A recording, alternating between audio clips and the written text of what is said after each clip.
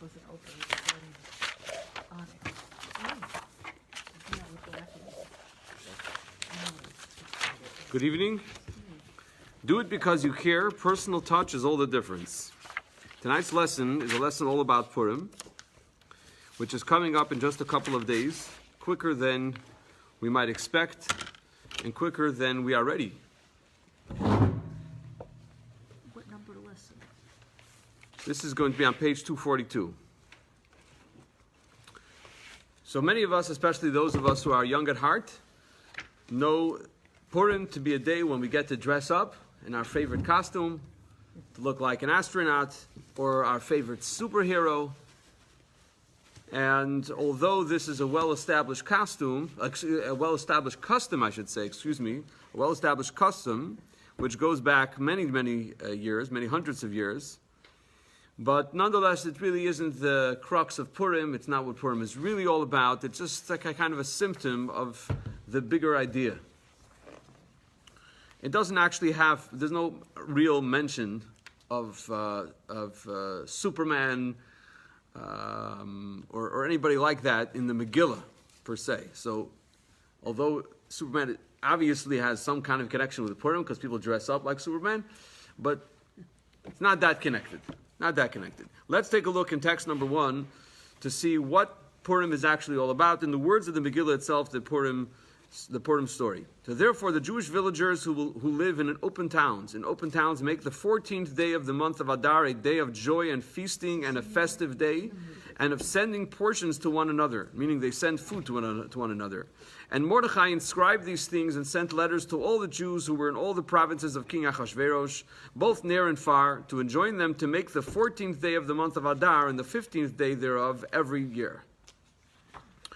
So as the days when the Jews rested from their enemies, and the month that was reversed for them from grief to joy and from mourning to a festive day, to make them days of feasting and joy, and sending portions one to another and gifts to the poor. And the Jews took upon themselves what they had commenced to do, and what Mordechai had written to them. Consequently, these days are recalled and observed in every generation, by every family, every province, and every city.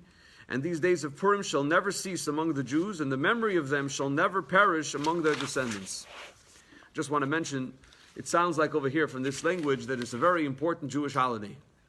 It should never perish from their descendants. It should be something that every family has to observe. And so there's a fellow in Crown Heights, who likes to make jokes, and in many communities the custom is to engage in humoring people on Purim. So he walks into the home of one of the great Chabad teachers of Hasidus, Rabbi Khan, and he walks in on Purim, and he's sitting around a table and he's explaining the depth of Purim and the meaning of Purim, and it's all very serious. He starts to make jokes. So Rabbi Yoel turns to him and says, it's hard to imitate him exactly, Purim is the Eretz Tog. Jokes that the machen av Tisha B'Av. Jokes you make av Tisha B'Av. Purim is a serious day. So, it's a serious day. It's a serious day. You see here from the Megillah, it's a serious day. How serious we need to take it. This is enshrined in Jewish law, Shulchan Aruch, in text number 2a. Here's what he says. One is obligated to read the Megillah at night and return and repeat it during the day. So we have twice the obligation to listen to the Megillah. It can be read all night, while the day reading is all day, from sunrise until the end of the day. If one read it from daybreak, he has fulfilled his obligation. So this is where you have the custom sometimes where people they hold a su'udah, they hold a meal, they have the feast, the Purim feast in their homes. So before that, sometimes they'll read the Megillah for those who may have not had the opportunity during the day to hear it. Okay, in text number 2b, one must give at least 2 gifts to two poor people. Those entrusted with monies donated in honor of Purim may not transfer toward a different charitable cause. That's just the side halacha here that he's mentioning. One ought not to be discerning. This is an important point with Purim money. Rather, whoever stretches out his hand to ask should be given. So whoever stretches out his hand to ask for charity on Purim, we give it to them. Even though normally during the year we might be a little more, might exercise more discretion in terms of who we're giving to. Purim, whoever stretches out their hand gets tzedakah, if you have what to give, obviously. Baruch atah Adonai Eloheinu melech haolam shakel niyom dvari. And it's on the street, Kaddish, Yeah. We give tzedakah with a broad hand, with a biyad rechava, expansive hand. We're not going to be tight-fisted on Purim. Purim is not a day to be tight-fisted. It's a day to give. Just give. You give this one, you give the other one. Okay. Another halacha here in text number 2c, page 245. One should add a festive meal on Purim. This obligation is met with one meal. Making a Purim meal at night does not fulfill this obligation. Nevertheless, one should be happy and add more during his meal, even at night. So even if you're eating the night of Purim, meaning the night before Purim, the night when Purim begins, like this year would be Wednesday night, so if you're eating a meal, so add more because of Purim. But that's not the obligation to eat a festive meal. That festive meal is really the next day. Some people have it in the early afternoon, some people have it in the late afternoon. We have the custom of having it towards the later the afternoon. That way it gives us the time during the day to do mitzvahim, to go on the mitzvah campaigns and help people listen to the Megillah, give people shalach manos, give people tzedakah, etc., etc. In text number 2d, one must send to his fellow 2 portions of meat or foodstuffs, as the verse states, and of sending portions to one another. 2 portions to one man is the obligation. That doesn't necessarily mean to one man per se. It could mean a woman to woman, but generally women give to women, men give to men. And anyone who sends more to his fellows is praiseworthy. Now, the interesting thing here that's noted is that the 4 mitzvahs that are associated with Purim all begin with the letter Mem. You see that there? No. You just picked it up. I just picked it up. Megillah, Mikra Megillah, all starts with the Mem. Mishloach Manos starts with the Mem. Matanos Levyonim, Starts with it. gifts to the poor. And Mishteh is a feast. All starts with a Mem. So there's this mnemonic here of Mem. what was the third one? The third one is Matanos Levyonim. Mikra Megillah, Mishloach Manos, Matanos Levyonim, and Mishteh. Mem is 40. Mem is Gematria 40, yeah. Has the numerical value of 40. So, is there any indication of the 4 of them for 160? There might be. Okay. I don't know. It'll take some digging. We can do that. Just reminding me a little later. I'll do some digging later. Take a look at we'll take a deep dive into the books. We'll see if there's anything. Okay. What is unique about these mitzvahs? It seems like they're not unique. What's unique? All of these mitzvahs are practiced throughout the year on other holidays to some degree. Tzedakah. Let's start with tzedakah here. What's tzedakah? I mean, there's going to be some text to support all this, but let me just explain it outside. Tzedakah. We give tzedakah on Purim. No? We give tzedakah every day. Tzedakah is a huge Jewish value. And it always has been. So what's new about tzedakah on Purim? The mitzvah of Megillah. You know what Megillah really is? Megillah really is a form of Hallel, of praising God, by describing the story. And that's the way the Talmud renders it. The Talmud in Megillah, Daf Tezvav, on page 15, that's what the Talmud says. Kriyasa zu halila, meaning reading it, this is the form of Hallel, of praising God. Mishloach Manos. What's the purpose of Mishloach Manos? We're going to see soon in the text. The purpose is to increase camaraderie and brotherhood, a sense of fellowship, a sense of love between people.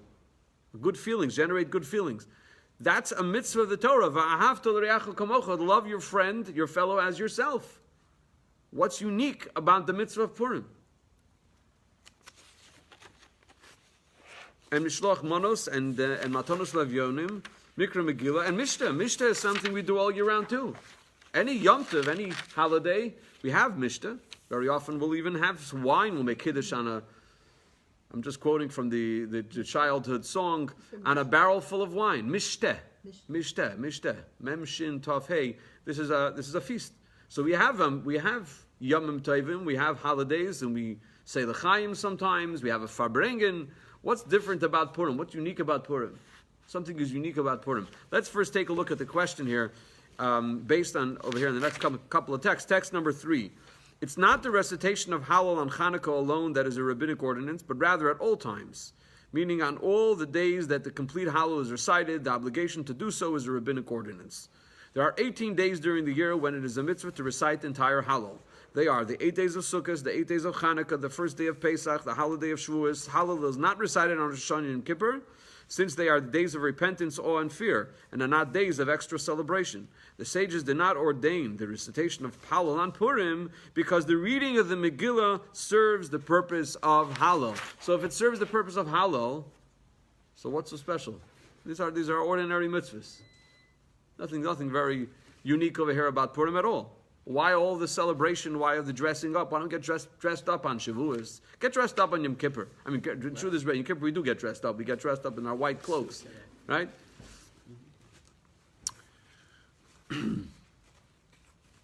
Mishloach manos, this idea of giving gifts of food to our friends. Text number 4. The village dwellers went further than the inhabitants of Shushan in initiating the practice of Mishloach manos, symbolizing that they had joined together in love and fraternity, the opposite of their oppressor Haman's statement that they were scattered and divided. The added practices of Mishloach manos and Matanos Levyonim show that they were of one heart and in a state of brotherhood. Mordechai assented to the practice of Mishloach manos, for it was through friendship and brotherhood that they were saved and not through division. Okay, that's a mitzvah. Text number 5, it's a mitzvah. The verse states, you shall love your fellow as yourself. Rabbi Akiva said, this is a basic principle of the Torah. Charity, that's a simple one. We mentioned it earlier. It's a Jewish value. It's a mitzvah of the Torah to give charity. Mishta, feast, as I mentioned, we have this all the time. Yomim Tovim. You hang around Chabad enough, you'll see there's enough Fabringans to keep you busy all year.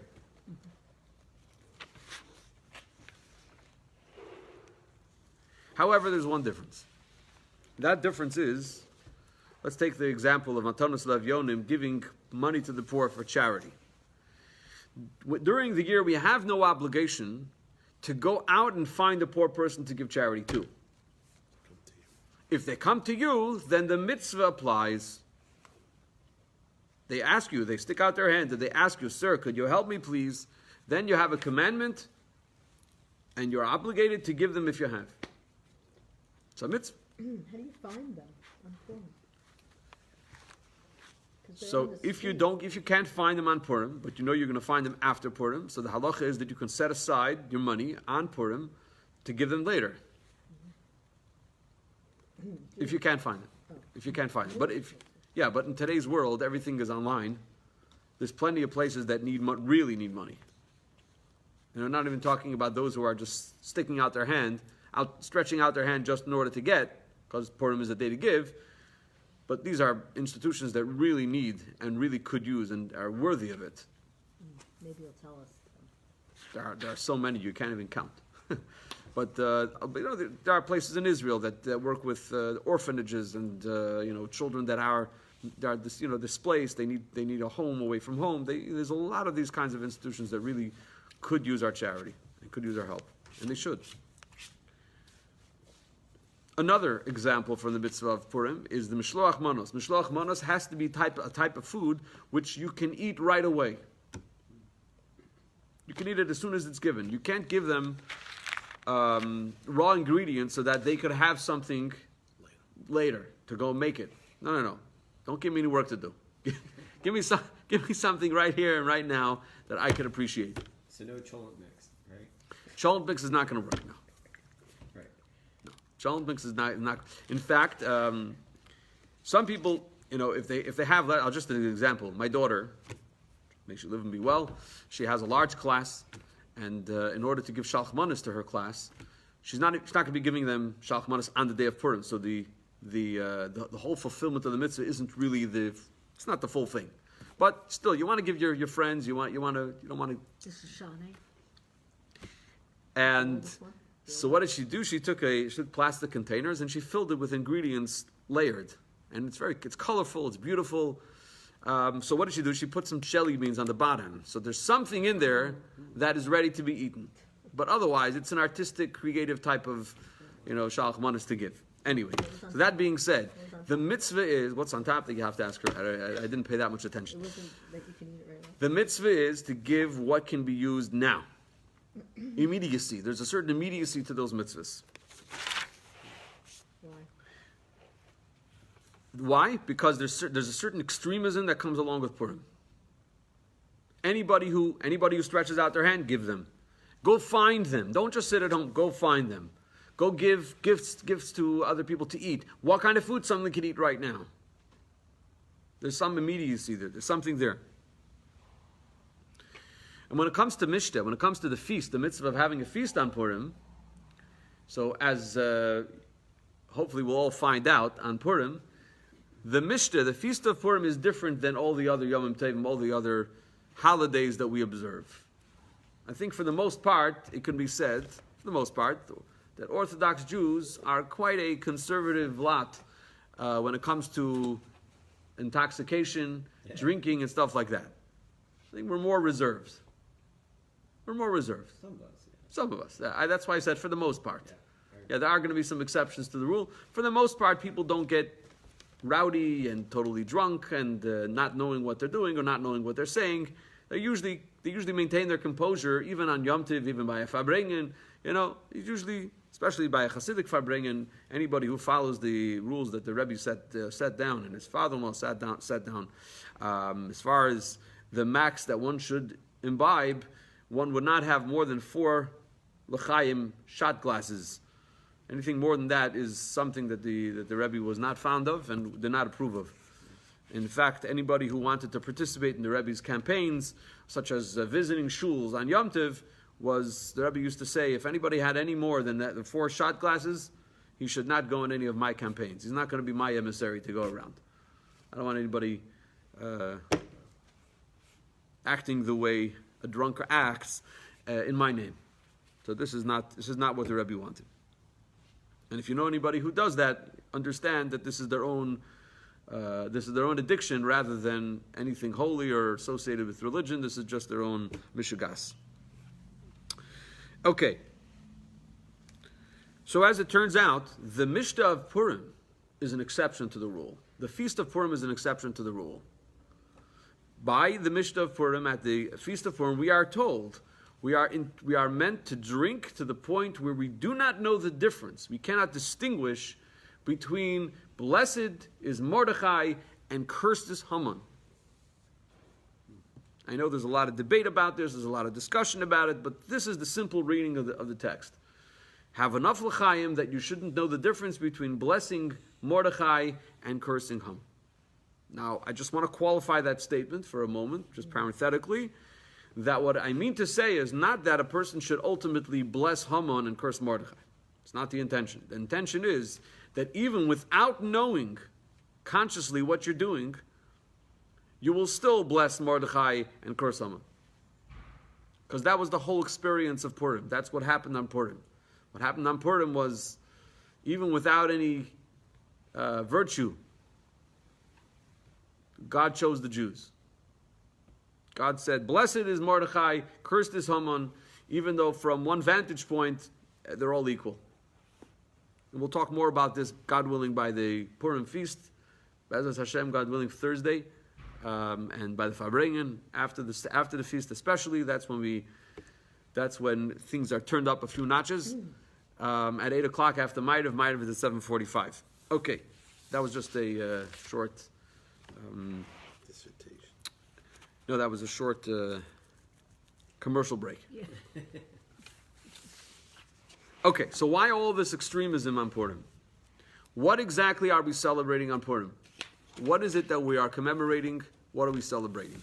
So in terms of other holidays, sometimes the whole idea is commemorating something that happened in the past. Mitzrayim. Right? Yetzias Mitzrayim. The truth is that it's not just about commemorating something that happened in the past. We are reliving it, etc. But this point is especially driven home on Purim. There's something that happened on Purim that isn't just something that happened in the past, but something that came to the forefront, something that solidified within our existence, within our mindset as Jews, within our spiritual connection to God. Something happened that moved, that changed the map. And once they change the map, it's something we want to relive every year, not just commemorate something that happened in the past, but relive it every year. What was that? There's a fantastic statement by one of the great medieval scholars. He wrote a work called the Halachos Gedolos. The author is somewhat anonymous, not clear exactly who wrote this, but it was written about, I believe, the 9th century or 10th century, somewhere around there. The Halachos Gedolos says as follows in text number 6, the day of Purim is as great as the day on which the Torah was given. That's big. It's as big as the day the Torah was given. Why? Why so prominent?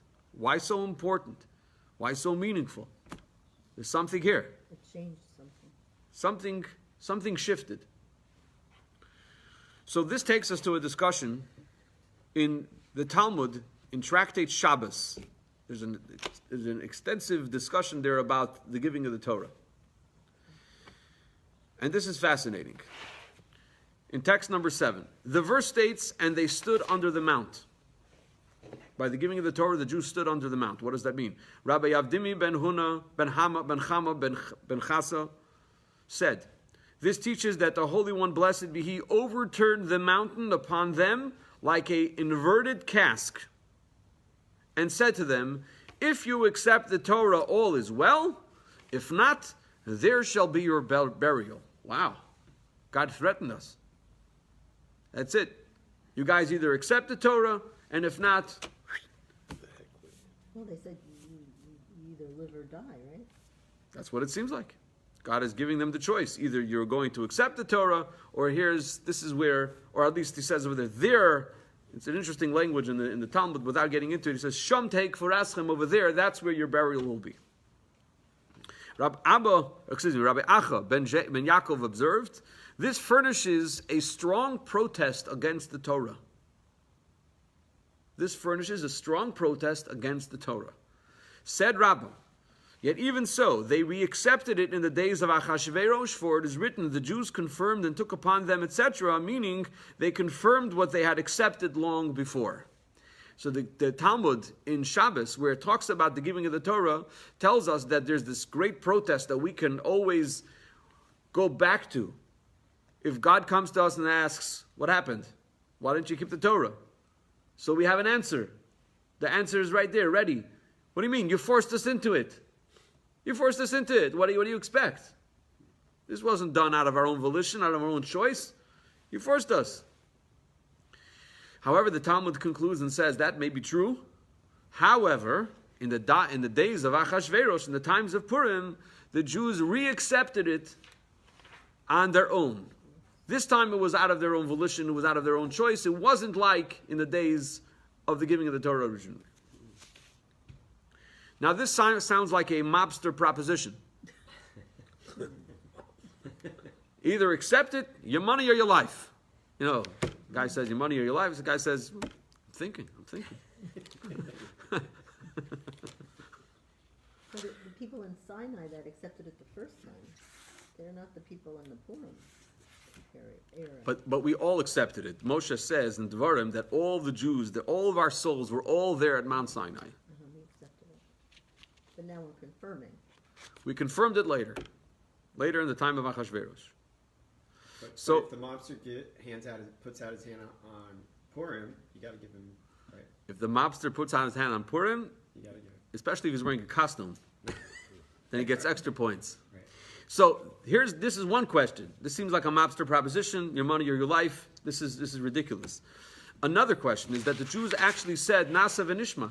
They preceded the giving of the Torah with, we will do first, meaning we will accept it, and then we'll understand what the Torah is actually saying. That's being forced also? That's a part of the question. It seems like they're not forced. Yeah. Seems like they were not forced. So Tosfos actually picks up on this. He says, text number 8, he overturned the mountain upon them like an inverted cask or vat.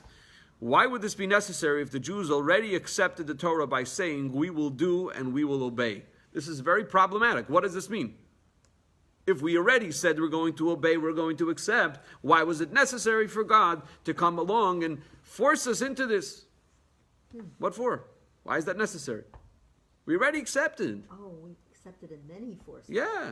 According to Tosfos, this is the way it was.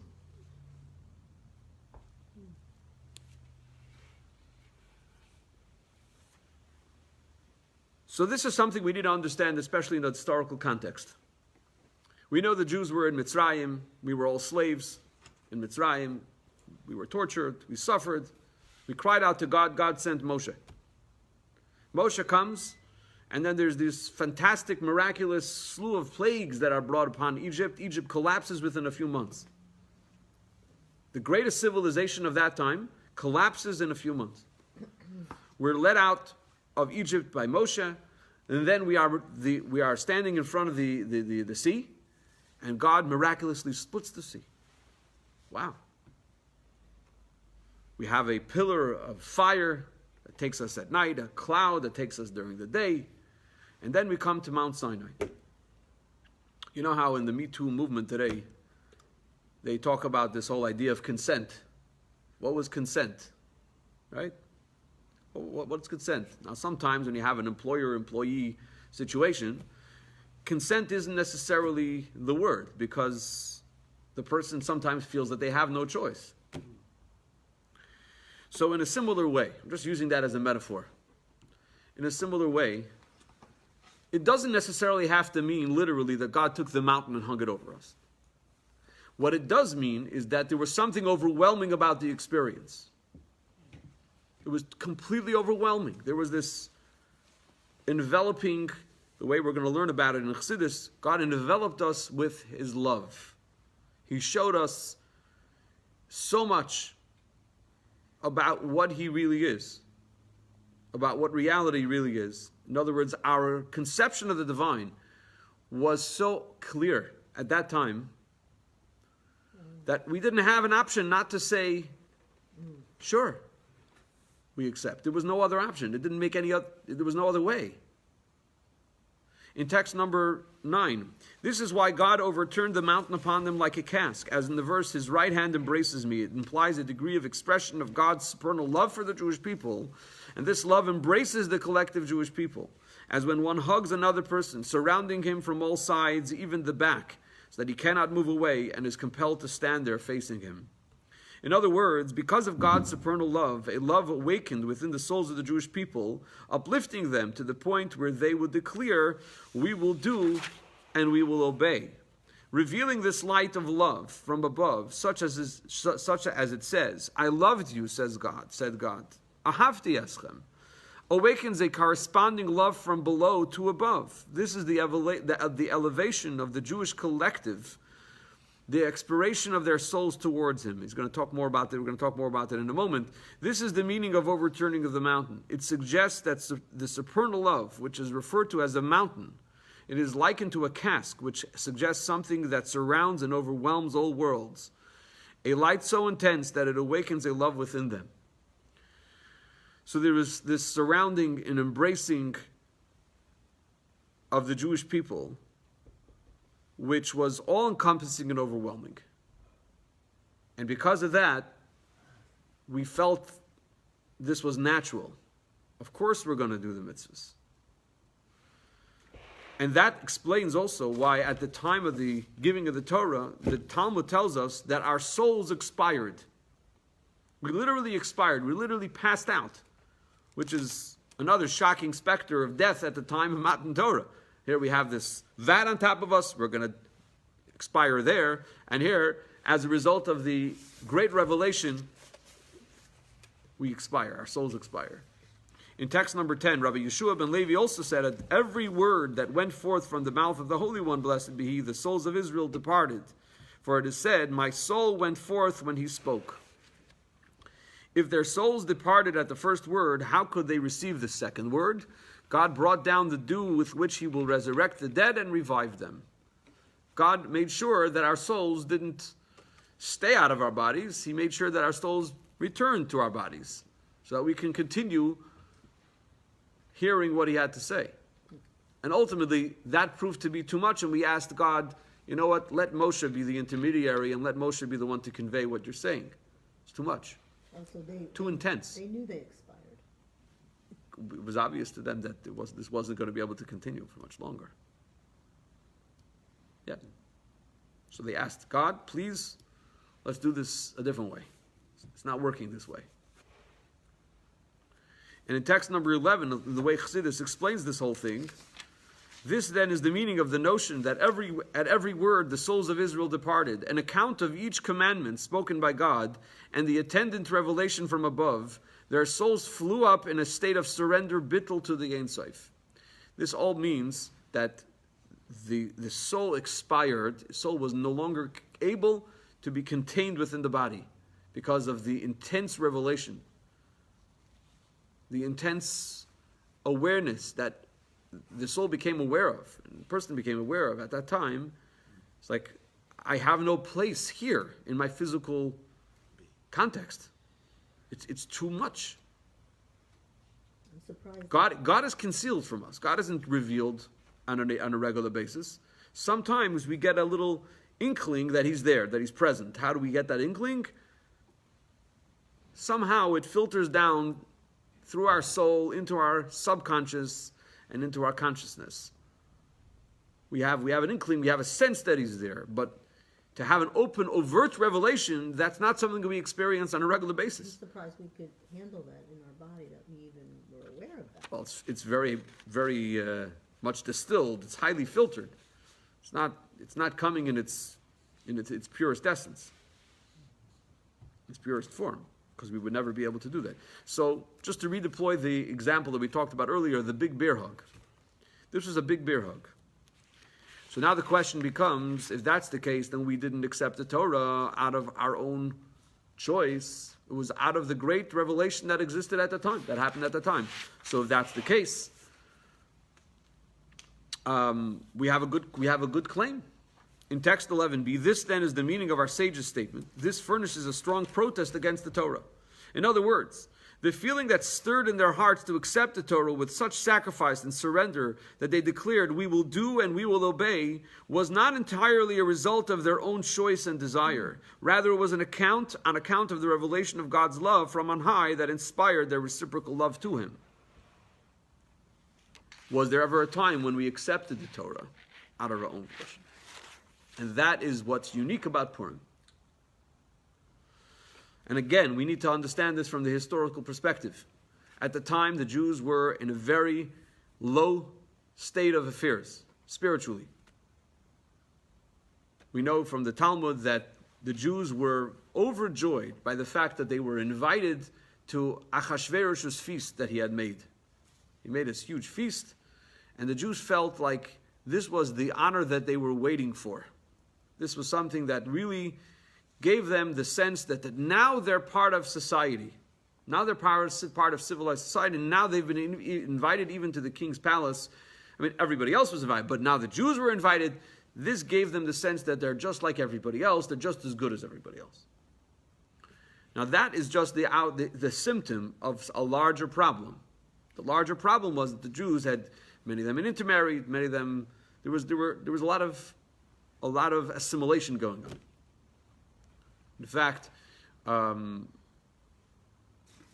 their way back to Israel, shortly after the Purim story, we learn of the problems that people faced because of the intermarriage. Without getting into all the details, that's the bottom line. The bottom line is there was a lot of assimilation. The Jews were not in a spiritually, spiritually uplifted place. They weren't connected. Let's put it that way. And yet, even though they weren't connected, we learned that somehow the Jewish people stood strong during the entire period when Haman had made his evil decree. He decreed against all the Jews that all Jews, men, women, and children, should all be wiped out on one day. Hitler wanted to do this over a number of years. Haman was going to have it done in one day. Because all peoples of all the 127 countries, all the 127 provinces that were under King Achashverosh had received this decree by the king, And they were all more than glad to participate. On that one day, they would all go kill out all the Jews. What should the reaction be of the Jews? What would be the natural reaction, especially of assimilated Jews? What would you think would be their reaction, their natural reaction? Fear. And therefore, what would they do? Fight or run. Fight or run. Fight or flee, right? Okay, so when you say fight or flee, what do you mean? There's nowhere to run to. This is he ruled from India to Africa. 127 lands. At that time, for whatever reason, economically, however it worked out, I'm sure there's a lot of discussion about this in the historical works. They had the monopoly. They were the civilized world. They were the empire. They were the Egypt of the time. So what do? One option, as Jews have done in the past, will be to hide their Judaism, like they did in Spain. Many Jews conversos. Many Jews could have converted at this time. They could have just simply embraced idolatry, some other religion, said we are renouncing our Judaism. From today and onwards, we're no longer Jewish. They could have said that. But we learned that miraculously didn't happen. This didn't happen. I use the term miraculously, not that this was a clear miracle from above, but this is just something that didn't happen. In text 11c, the Alter Rebbe, Rabbi Shneur Zalman, says as follows, the author of the Tanya, here's what he says in 11c, page 255. Had they apostatized, God forbid, nothing would have happened to them, for the decree only applied to Jews. Nevertheless, not one of them even entertained an outside thought, God forbid, and instead sacrificed their lives for God. And we learn in the Medrash, in the Gemara, we learn about what Mordechai would do. He gathered thousands of Jews, gathered all the Jews. He had them fast and pray and return to God, do tshuva. So the people were all aroused to become more connected to God. None of them said, you know what, I had enough. I'm going to shed my identity, I'm going to embrace some other religion, and that's the end of it. The Jews didn't do that.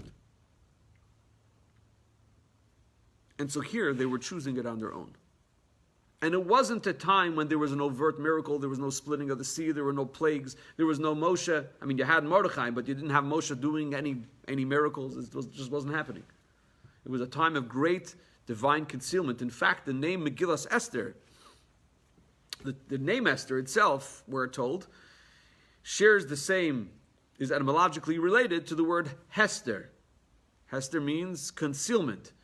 Haster, Aster, it was a double concealment. Everything seemed to work in the natural way. In fact, the Megillah doesn't even have God's name once.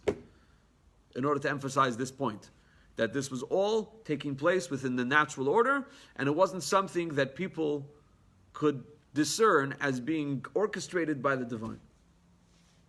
It was a miracle within the nature, within the garb of nature. And everything was happening naturally, without any miracles, and the Jews nevertheless were embracing their Judaism, embracing their identity, embracing their heritage, embracing the Torah. And that's what's unique about Purim. In text 11d, notwithstanding all the challenges, the Jews accepted the Torah completely willingly in the days of Achashverosh. They performed a collective act of self-sacrifice on their own, totally unprompted by any supernal initiation in the form of a divine embrace. That's overtly. There was no overt divine embrace there. After all, it was a time of spiritual concealment. Therefore, it was an organic, collective spiritual awakening from below. This is the that they accepted the Torah completely willingly. At Matan Torah, the giving of the Torah on Mount Sinai, they declared, we will do and then we will obey. And their souls expired every time God spoke. This indicates the state of self-nullification. Bittul is the Hebrew word for self-nullification or self-transcendence, and sacrifice that they achieved, which made them worthy of the godly revelation that Matan Torah was. This same spiritual state of Bittul was achieved in the days of Achashverosh only to a greater degree. At Matan Torah, at the time of the giving of the Torah, this state of Bittul was initiated from above and then reciprocated by the Jewish people. While in the days of Achashverosh, this state of bittul came from them on their own initiative. Therefore, the spiritual flow that resulted came from an even a higher place, so much so that the revelation of Matan Torah was only the beginning, relative to the spiritual light that came down on Purim, which was referred to as the subsequent and final acceptance. This is the meaning of the verse, and the Jews accepted. Now, I just want to give this some context or some explanation here, some commentary. In a relationship with another person, if we were to superimpose this conversation here that we're having about Matan Torah, or the relationship we're seeing between the Jews and God, and superimpose that on two human beings connecting with each other. Sometimes a person will do something for another out of rote, or because they feel like they have no choice, but that doesn't arouse within them a deep feeling of connection. But when they do it on their own, when they are aroused on their own to do something for the other, regardless of what the reasoning is, but they're aroused on their own, it's touching somewhere much deeper within their soul and their emotions and their heart than in the first scenario where they were doing it because they felt they had to. It's evoking something much deeper. Here, the way he describes it, because when we talk about spirituality and the spiritual realms, we talk about it in terms of spiritual flow, light. We use these terms, but I want to make sure that it's not getting lost. It's not getting lost in the abstract. Think about it in terms of a relationship with another human being. What we do has an effect on that person. And so sometimes when we'll do something really positive for that person, it will evoke strong emotions of love for the other individual. Say, for example, a person gives away a kidney or a liver for another person. Imagine the feeling of bonding that these two people have. It's much deeper than if they gave them a gift card for a sandwich. It's a whole different ballgame. It's a whole different level. Here you're giving let's talk about a larger donation. Yeah, of course the person feels good, but it can't compare to when the person has actually given part of their life away to you, their physical body to you. It's a different story. It reaches much deeper within the person. And in a similar way, in terms of our relationship with God, the revelation at Sinai, because it was from top down, it evoked within us a response, but that response was not on our own, was not of our own doing. It was because God had become so revealed and so obvious, we felt we had no other choice. When it came to Purim, we did it on our own. And because we did it on our own, that touched God, as it were, in a much deeper place than when we said, sure, God will do whatever you say by Matan Torah. And so what happened on Purim was that there was this deep, intimate connection that the Jewish people achieved with God that was unique to Purim. It happened on Purim. It happened in the days following Purim and the days leading up to Purim.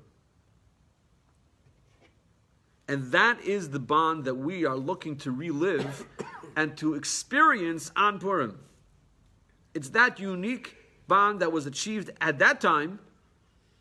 We achieve it today also. We're looking to achieve it today also. We don't want to just do it because we are meant to do it, because we have to do it. We do it out of rote, or because it's the societal pressures tell us that, we need to do it. We need to show up to shul on Shabbos because what's my friend, my neighbor going to say? That's doing things because you're pushed to do it. It's like the time when you were given the Torah. When are we going to wake up and connect with God at the level where we're doing it out of our own volition? It's not because God is forcing us, but we want to do it because this is who I am. This is who we are. This is our identity. That is what's unique about Purim. And so that is what distinguishes all the mitzvahs of Purim than the same kind of mitzvahs as they apply throughout the rest of the year.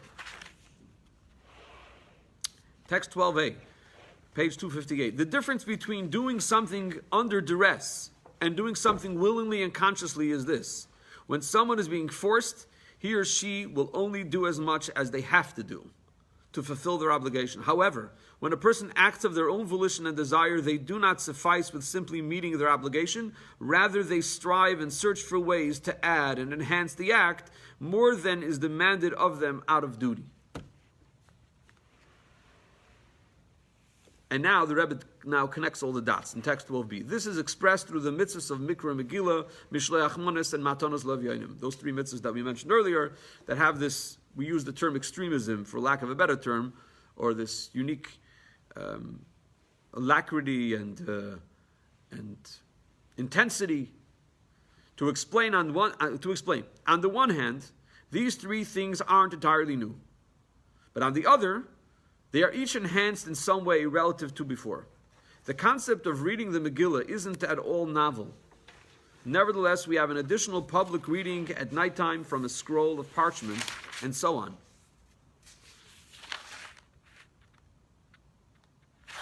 In other words, we read Megillos on other parts of the year. During other parts of the year, we read Megillas Eicha and Tisha B'Av, we read Megillas Rus and Koheles and Shir Hashirim throughout the year. Shir Hashirim on Pesach, Rus on Shavuos, Koheles on Sukkot, etc.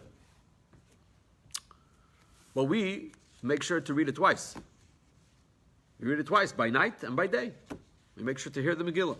Mishlach Manos, the mitzvah of Avos Yisrael, does not mandate us to search for another to fulfill the commandment to love your fellow as yourself. However, the mitzvah of sending gifts from one person to his friend is novel in that in doing so, we work to find a friend. And by sending him a gift, we put loving your fellow as yourself into practice. And when it comes to Matanos Lev Yonim, to gifts to the poor, while the mitzvah tzedakah applies year-round, the charity we perform on Purim is superior in that it isn't enough to perform the mitzvah upon encountering a poor person. Rather, one must go seek out two poor people and give them charity. Go out and find them.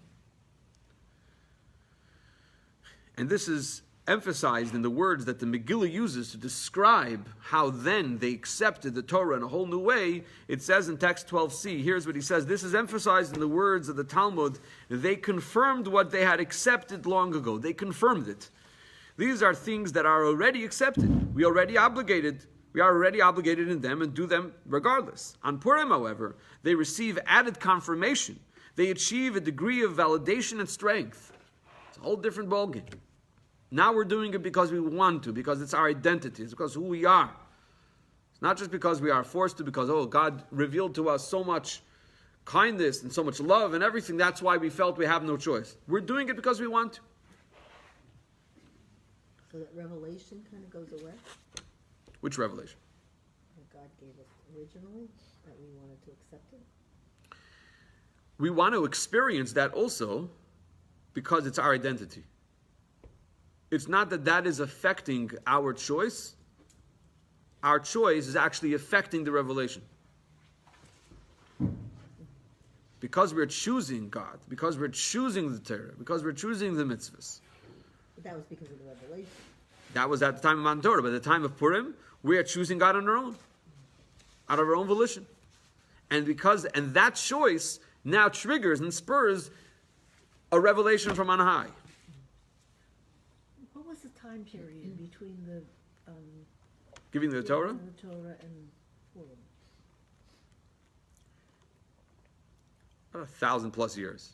Oh, so it was many, many generations. Yes. So when they accepted on their own without from apply, however, there was this overhanging of the lots, right? That they knew that there was a certain time at that time that they're going to be killed, right? So wasn't it that since they didn't feel like there was anywhere to run, couldn't you say? But they could have run. They could have converted. Yeah. They Beyond could have. that, I guess that was their choice. They said we're not. They gonna could have convert. bucked the whole Judaism. We're gonna right. So We're going to stick with it. We're going to go thick and thin. So that was the only time we felt like that? That we actually... This was unique. This was unique. The time of Purim was unique. Yeah. Even during Hanukkah, we didn't have all the Jews doing that. A lot of the Jews became Hellenists. This was after Purim. Hanukkah happened after Purim. several hundred years later. Is that because we were going to be killed right away? Where? Purim time? With Haman? So again, they were going to be killed, and they returned to God. However, they could have said goodbye. They could have said, forget it, enough of this Judaism. Why do I have to live under the threat of being killed? They chose to remain Jewish and to remain in their, hold fast onto their identity, and God helped. Why was this the only time that was happening? This is what it is. That was the only time that this happened. In such a with such a scope. So there's no other holiday meal in which the Rambam's prescription for the Purim party applies. In text number 13, what is the nature of our obligation for this feast? A person should eat meat and prepare as attractive a feast as his means permit. He should drink wine until he becomes intoxicated and falls asleep in a stupor. But one final text, and then I'd like to qualify that Rambam in a moment. Go back to it.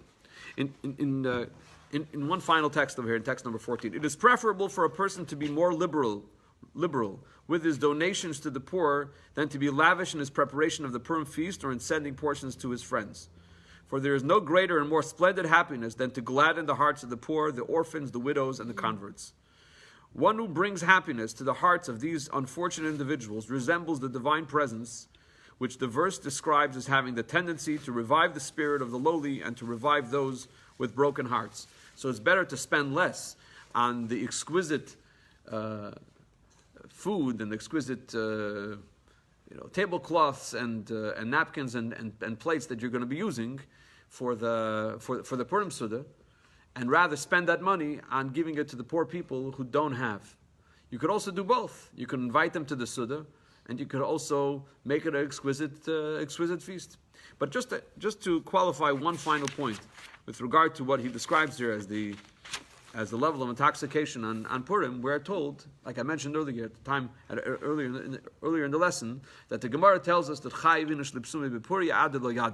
a person has the obligation to engage in the feast, and meaning drinking wine to the point where he's not able to distinguish between blessed is Mordechai and cursed is Haman. And I mentioned earlier that doesn't mean that a person should get so drunk that he ends up cursing Mordechai, because that's not the point. The point is that the relationship we just described, which is a very deep relationship with God, that we can experience on Purim, uniquely on Purim. When we come to experience that level of the relationship, there's no room for blessing Haman. It's just blessing Mordechai. It's a bond with God that's so intimate that there's no room for cursing Mordechai. There's no such a concept. It doesn't exist. Without cursing Haman. So the point is that from that vantage point, from that state of affairs, from that state of mind, bless Mordechai, curse Haman. It doesn't literally mean to curse, to use any foul language. That's not what we're talking about. We're talking about achieving a level of connection to God that's an intimate one. And from that vantage point, we experience God's choice of the Jewish people as opposed to what was happening during the time of Purim, where it seemed like the Jews and the non-Jews were on par. How did that happen? So this is the famous explanation, which something we touched upon a little earlier, that when the Jews are in exile, they're like a sheep among 70 wolves. This is what the Medrash tells us. They're like a sheep among 70 wolves. How does the sheep survive? Because there's a shepherd standing there. There's a shepherd protecting that sheep. So the 70 wolves cannot devour the sheep. But when the sheep comes along and says, I'm just like the other wolves. I'm the same. There's no difference between me and you.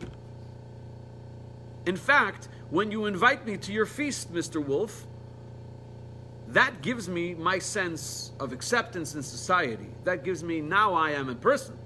Before I wasn't. Now I am, because now you've accepted me in your circle. So the 70 wolves and the sheep are not, they can't compete. The sheep can't compete anymore. Because the shepherd is like if you're not interested in being protected by me, if you're no longer ascribing your survival to the shepherd, meaning to God, you're on your own. Now, sometimes it appears that God has allowed us to be on our own. And that's what was happening at the time of the Purim story. It seemed like we were game. We were just, sitting duck. What was the nation that Ahasuerus was king of? He was the king of Persia. But again, Persia was the dominant force in the world then. So when it felt So this kisba bein shivim ze'evim, this sheep among 70 wolves, if it abandons its identity, then what are you worth? What are you saying to God? You're saying to God that we don't need your protection. We're much happier under Achashverosh. You're happy under Achashverosh? Let's see what happens.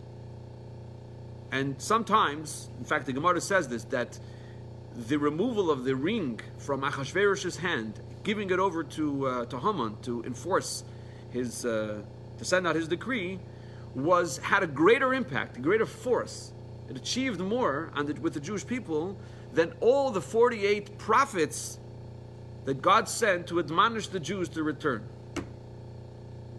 Because under the threat of annihilation, the Jews returned to God.